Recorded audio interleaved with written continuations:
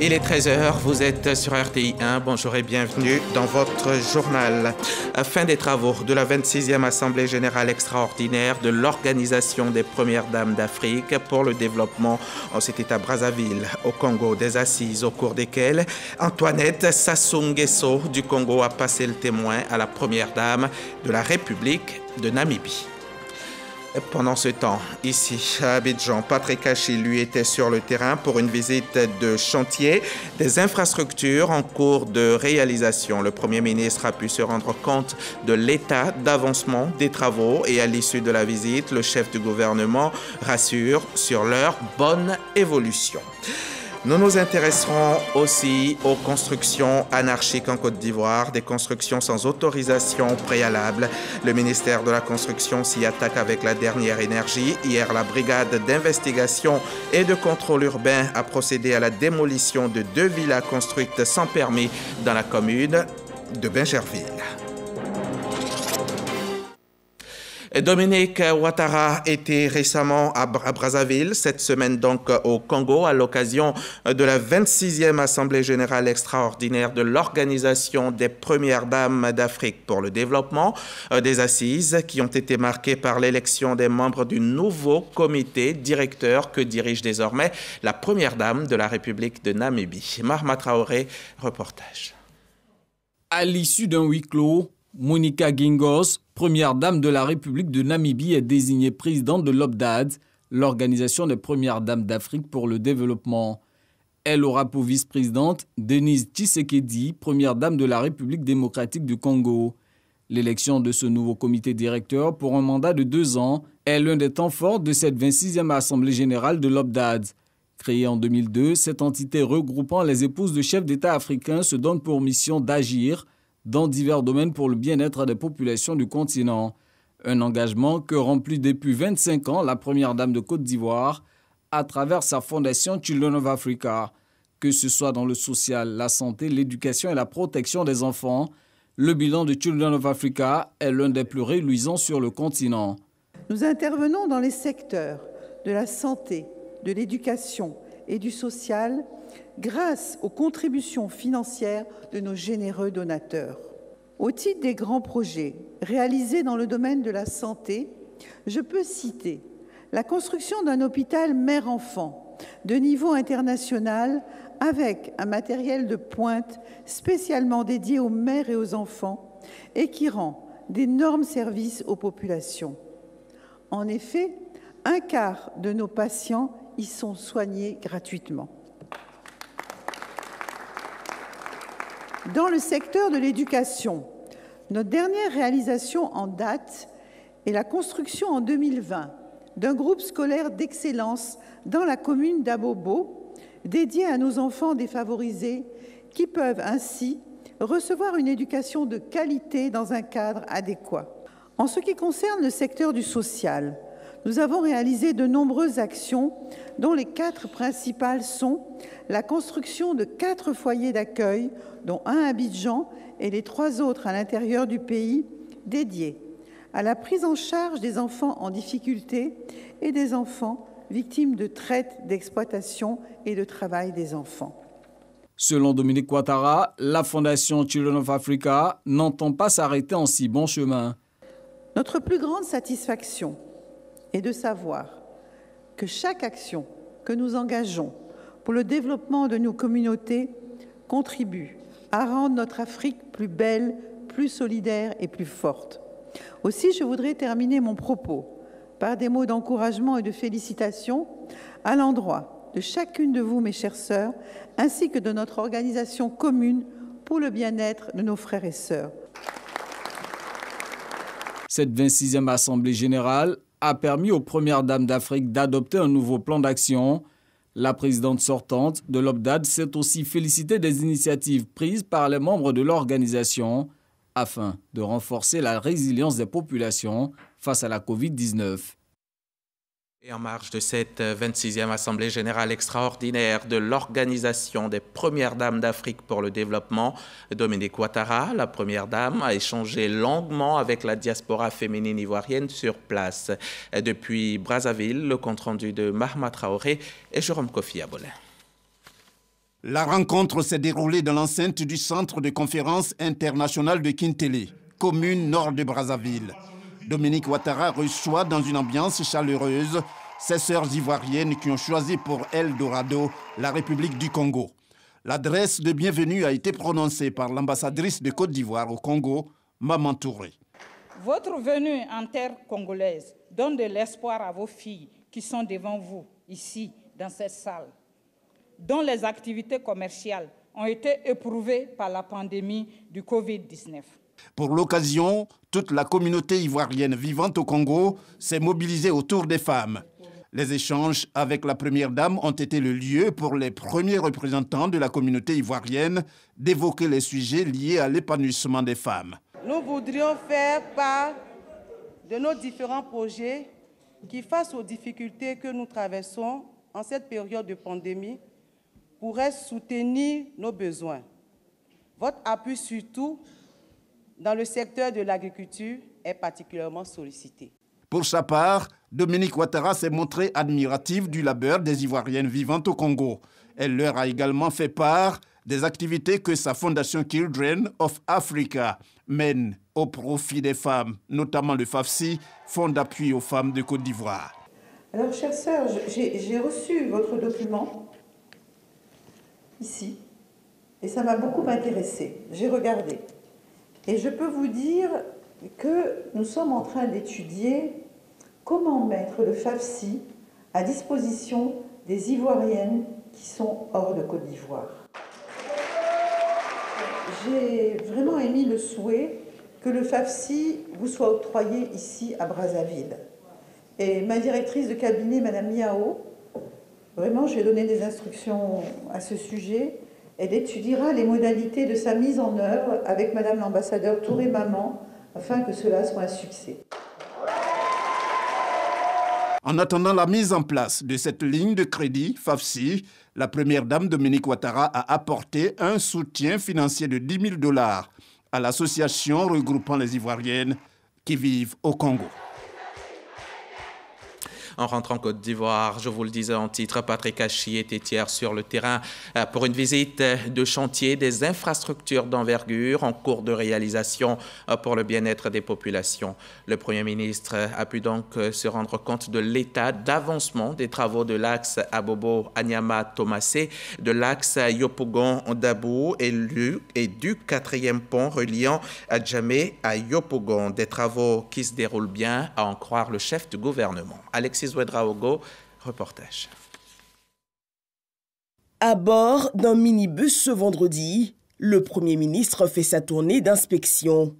Patrick Hachi visite 3 grands chantiers en cours, la sortie est de Yopougon vers Abobo-Anyama, la sortie ouest vers Dabou et le 4e pont.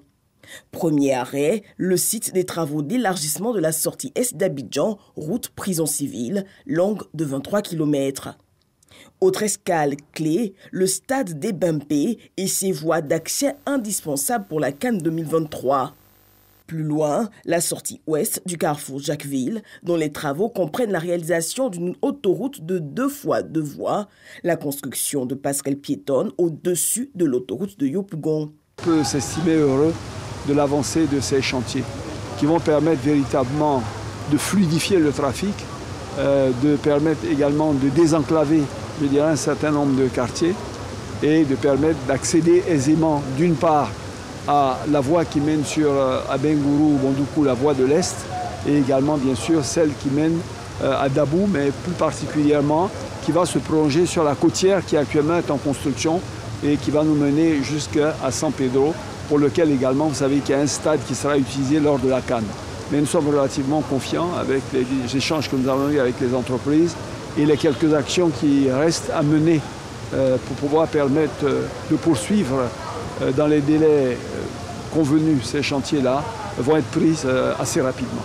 À ce jour, plusieurs de ces chantiers devraient être déjà livrés, mais connaissent un retard du fait de la crise Covid qui a occasionné d'importants ralentissements. Nous avons souffert de la période Covid qui nous a fait perdre plus de 15 à 18 mois quelquefois. Donc ça a décalé l'achèvement de ces travaux, pour certains à la fin de l'année 2022, pour d'autres à la fin de l'année 2023. Autre point clé, celui du social, les populations déguerpies de ces zones. Pour celles qui ne sont pas propriétaires des bâtis, en général, on leur donne un certain nombre de mois de loyer qui leur permettent donc de trouver un logement ailleurs. Pour ceux qui sont propriétaires, on leur paye l'équivalent des bâtiments pour qu'ils puissent effectivement aller construire ailleurs. Donc ils signent sur la base des évaluations qui ont été faites des certificats et sur la base de ces certificats, ils sont payés, les choses se font normalement. Patrick Achi s'est voulu rassurant quant à la volonté unique du gouvernement, toujours améliorer le cadre et les conditions de vie des populations. Notons que ces chantiers d'un investissement cumulé de près de 250 milliards de francs CFA emploient des milliers de travailleurs ivoiriens. Un reportage d'Alexis Ouedraogo avec la collaboration technique d'Ulrich Adangon. Plus de bâtiments qui tombent, plus d'immeubles qui s'écroulent en Côte d'Ivoire. C'est un vœu cher aux Ivoiriens, mais aussi aux autorités qui s'emploient à ce que cela n'arrive plus. Non aux constructions anarchiques et les constructions sans autorisation. Cette semaine, à Bingerville, le ministère de la Construction a fait démolir 2 villas duplex sans permis. Le constat de nos reporters, Espérance Djakale et Cheikh Kone Aboubakar.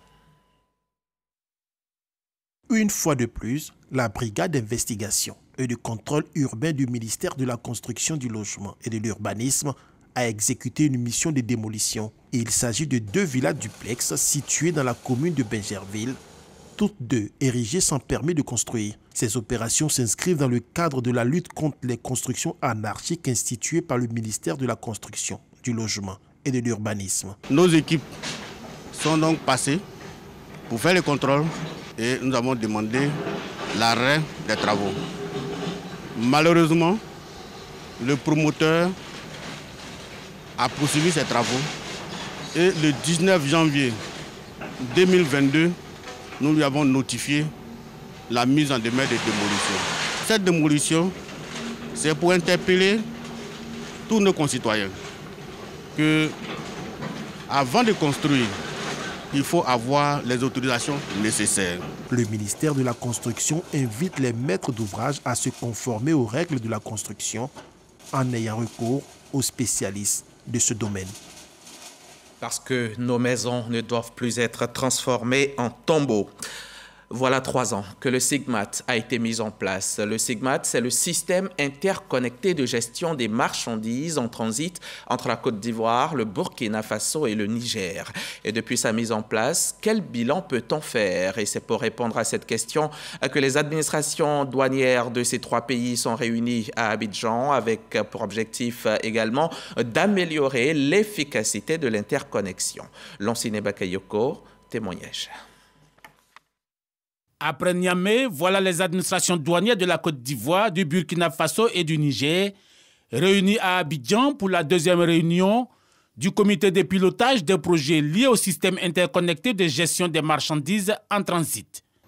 L'objectif du présent comité de pilotage est de procéder au bilan à mi-parcours de la solution SIGMAT, appliquée à la route et au chemin de fer sous le prisme des échanges entre la Côte d'Ivoire, le Burkina Faso et le Niger, afin d'identifier les difficultés rencontrées et prendre les mesures correctives pour l'optimisation de SIGMAT en vue de la sécurisation du transit inter-État et la facilitation du commerce. Cette rencontre d'évaluation du système interconnecté de gestion des marchandises en transit vise à impulser une véritable dynamique de digitalisation des procédures douanières. Toutes choses qui permettront à nos 3 administrations douanières d'atteindre les objectifs à elles assignés, de facilitation des échanges, de sécurisation de la chaîne logistique, de sécurisation des recettes tout en luttant efficacement contre la fraude douanière et éviter ainsi les déperditions de recettes au détriment de nos trésors publics respectifs. Question de répondre aux besoins de traçabilité et de suivi dématérialisé des procédures douanières. La CEDEAO et ses partenaires, la Banque mondiale et la GIZ notamment, ne peuvent que s'associer à cet exercice obligatoire d'optimisation de cette plateforme informatique. Je voudrais vous rassurer que la CEDEAO et ses partenaires seront toujours à vos côtés pour l'organisation de ce type d'activités. L'idée serait de les systématiser en rendant ces activités périodiquement planifiées dans le temps. L'échange de données électroniques concernait uniquement le transit routier. Mais il s'étend aujourd'hui au transit de marchandises par mode de transport ferroviaire.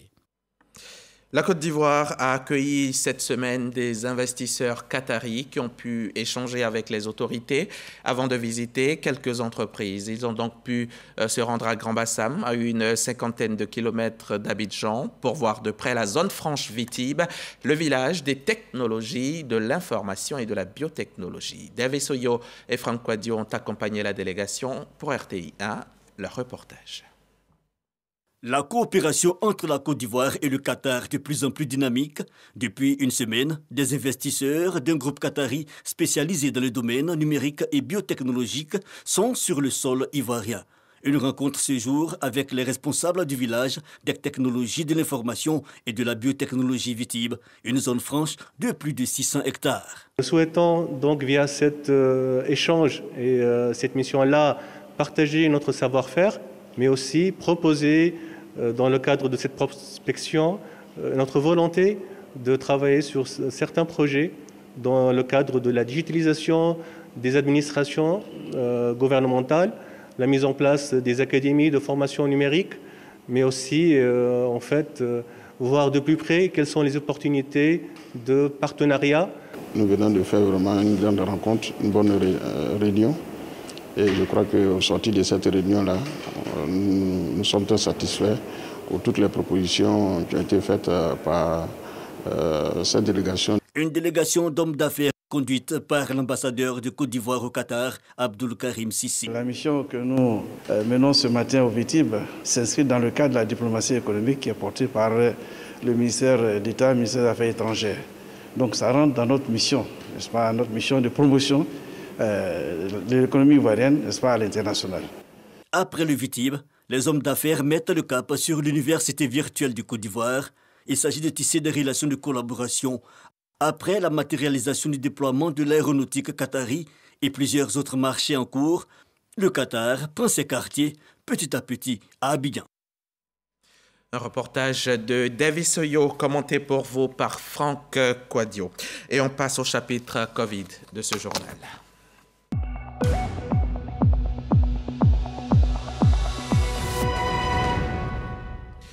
Le coronavirus continue son chemin comme si rien ne pouvait l'arrêter. Voilà 2 ans que ça dure. Hier encore, de nouvelles contaminations ont été enregistrées, 29 au total, ce qui porte à 82 393 le nombre de cas confirmés en Côte d'Ivoire depuis le début de la pandémie et 799 vies ont été emportées par le virus. Que faut-il faire pour s'en prémunir? Respectons les gestes barrières et faisons-nous vacciner. Faisons-nous vacciner pour profiter des espaces arborés qui sont de plus en plus prisés par les populations, des populations qui veulent faire corps avec la nature. On découvre certains de ces espaces aux décorations diverses, variées, des espaces de tous les goûts. Entre végétaux, lagunes et même animaux sauvages, tout est apprécié par le client tant qu'il peut bénéficier d'un bol d'air frais. Que l'on soit simple riverain ou touriste, tout le monde y trouve son bonheur. Didier Nguessan et son équipe ont découvert quelques bonnes adresses et ils y ont passé un très bon moment. On regarde. Un cours d'eau, une végétation luxuriante et des animaux sauvages. Nous ne sommes pas en zone forestière pour un safari, mais bien à Abata, en pleine capitale économique, Abidjan. Dans ce zoo privé, tout est réuni pour se reconnecter à la nature. Ce matin, un groupe d'élèves, en compagnie de leur guide, visite les animaux. Des autruches, des émeus, des tortues de mer à carapace molle, des paons, des crocodiles observant leur maître vider leur étang, mais aussi des antilopes et des primates. Nous ne connaissons pas tous ces animaux, on a vu les différences, on a vu des crocodiles, on a vu en tout cas les différentes choses, on a vu les rations alimentaires, on a vu comment ils se défendent. Au fait, ça nous a fait plaisir, nous tous. Préserver les arbres, c'est une bonne chose. Nous, les jeunes, on compte en planter aussi. La proximité entre animaux et soigneurs crée des liens. Ces chimpanzés réclament d'ailleurs leur pas d'interview. Quand vous rentrez comme ça avec à l'accueil, vous voyez d'abord les pans qui se promènent. Voilà. Et ça fait aussi une fierté, ça fait aussi une beauté de la nature. On sent que nous sommes vraiment dans la nature. Avec l'air frais qu'on respire, vraiment tu es à l'aise. Nous devons, en un mot, vraiment préserver la nature. Ces animaux cohabitent dans cette forêt d'une vingtaine d'espèces d'arbres avec les humains, notamment les citadins à la recherche d'un bol d'air frais. D'abord passer du bon temps parce que quand nous sommes en ville, on n'a pas d'arbres. Reboiser, non seulement pour recréer la nature et profiter de ses bienfaits, mais aussi contribuer à lutter contre le réchauffement climatique. Le fondateur était un amoureux de la nature et un écologiste. Chevronné a bien voulu mettre sur pied ce site en réponse à la désertification et à la déforestation. C'est une façon pour lui de contribuer à la lutte contre le réchauffement climatique. C'est une manière de reconnecter les Ivoiriens à la nature. Les riverains qui ne peuvent pas s'offrir une balade dans cet espace boisé profitent de l'ombre des arbres du quartier. La température monte toujours et puis il ne pleut pas aussi. La maison, on n'a pas de climatiseur, il fait chaud. On ne peut pas allumer le courant tous les jours, la facture est trop. Donc les arbres nous retiennent.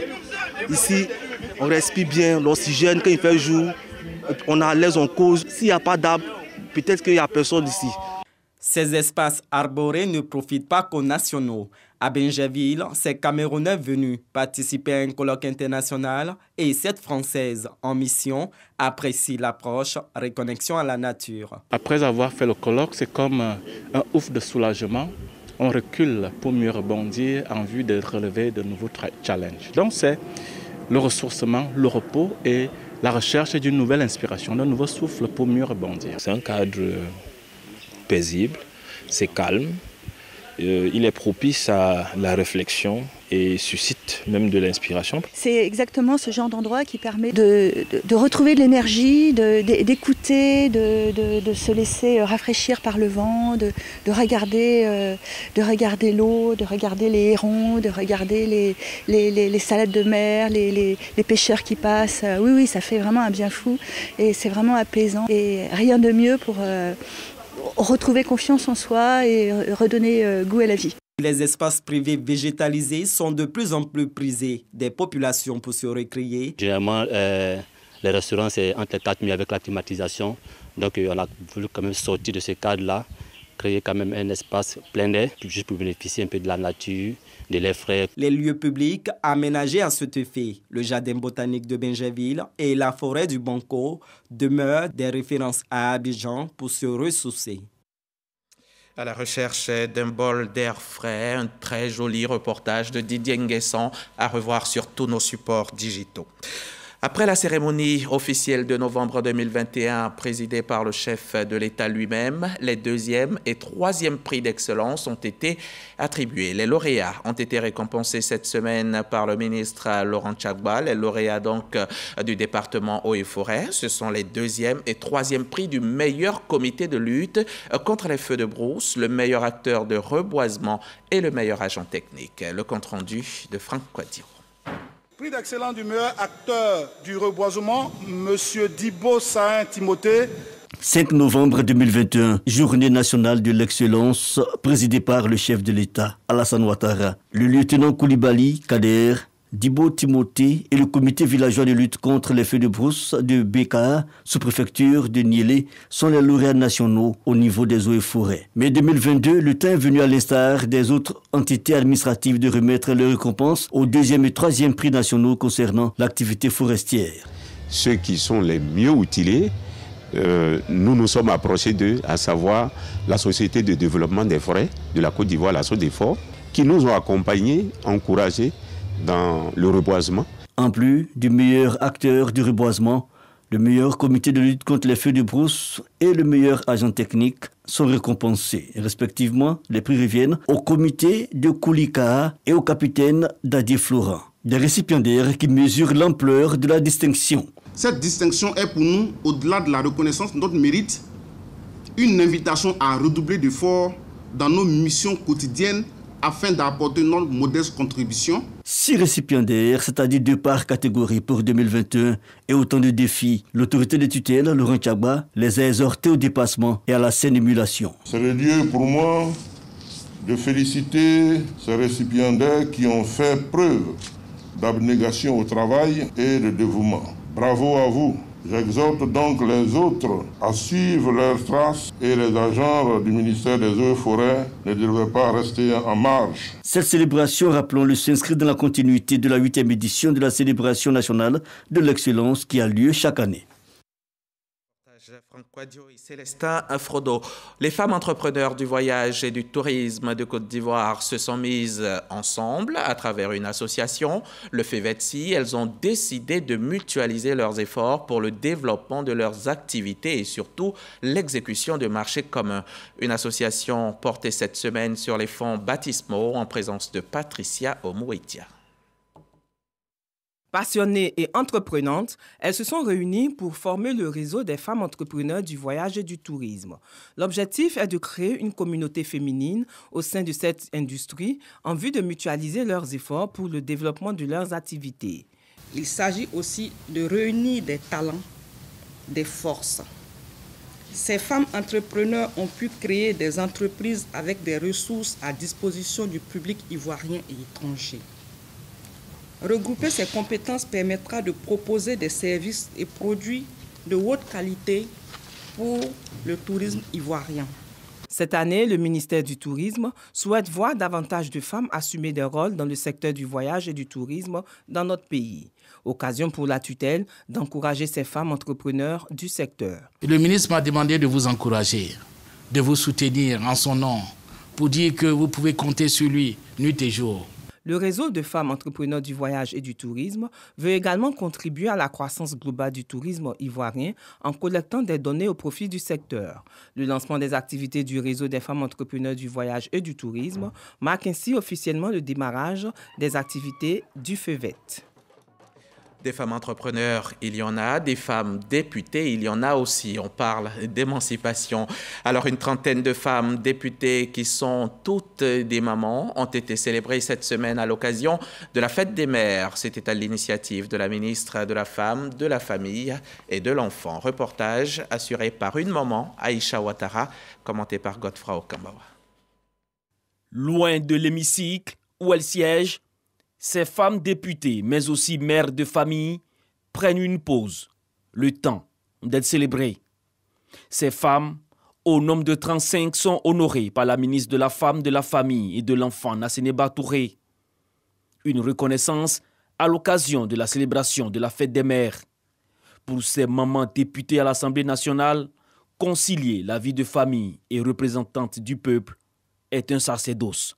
Elle nous a toujours magnifié, elle a toujours été à nos côtés et c'est une sœur à soutenir. Nous voulons, à travers Madame la ministre, souhaiter bonne fête des mères à la première dame ou à toutes les femmes de Côte d'Ivoire. C'est au-delà des partis politiques parce que ce soir, nous sommes toutes là, toutes issues de tous les partis politiques présents à l'Assemblée nationale.